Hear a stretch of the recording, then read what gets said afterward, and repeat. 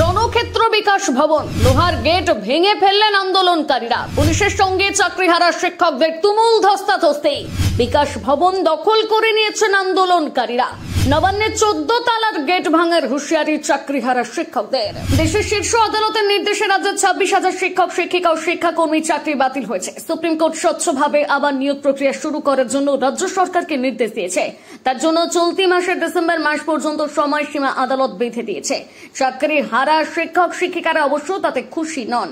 তারা চাকরি ফেরতের দাবিতে রাজ্য সরকারের উপর চাপ বাড়িয়েই চলেছেন।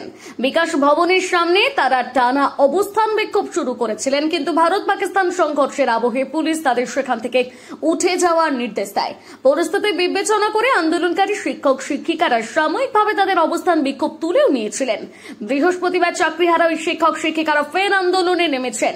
এদিন তারা বিকাশ ভবন অভিযানের ডাক দেন। সকালেই তারা বিকাশ ভবনের সামনে জড়ো হয়েছিলেন। প্রস্তুত ছিল কলকাতা পুলিশও, প্রস্তুত রাখা ছিল কাঁদানে গ্যাস। কিন্তু কলকাতা পুলিশের চেষ্টার ঊর্ধ্বে উঠে সব বাধা টপকে চাকরিহারা শিক্ষক শিক্ষিকারা বিকাশ ভবনের দখল নিয়ে নিলেন। বিকাশ ভবনের লোহার গেটে ভেঙে তারা ভিতরে ঢুকে পড়লেন। বিনা গড়াতেই পরিস্থিতি রিটেক বেলা গড়াতেই পরিস্থিতি আরো উত্তপ্ত হয়ে ওঠে। পুলিশের ব্যারিকেড ভেঙে চাকরিহারারা এগিয়ে যান। পুলিশের সঙ্গে তাদের ব্যাপক ধস্তাধস্তি শুরু হয়। আন্দোলনকারী শিক্ষক শিক্ষিকারা বিকাশ ভবনের সামনের দিকে গেট ভাঙার চেষ্টা করতে থাকে। একটা সময় বিকাশ ভবনের গেট তারা ভেঙে ফেলেন।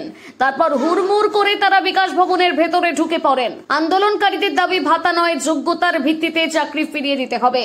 আদালতের রিভিউ পিটিশন সম্পর্কে প্রকাশ্যে তাদের সবকিছু জানাতে হবে। যোগ্য অযোগ্য শিক্ষকদের তালিকা প্রকাশ্যে আনতে হবে, না হলে তাদের আন্দোলন অব্যাহত থাকবে।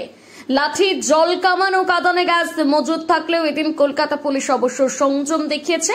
পুলিশ আধিকারিকরা আন্দোলনকারীদের বোঝানোর চেষ্টা করছেন। আন্দোলনকারীরা নবান্নের 14 তলার গেট ভাঙার হুঁশিয়ারি দিয়েছেন।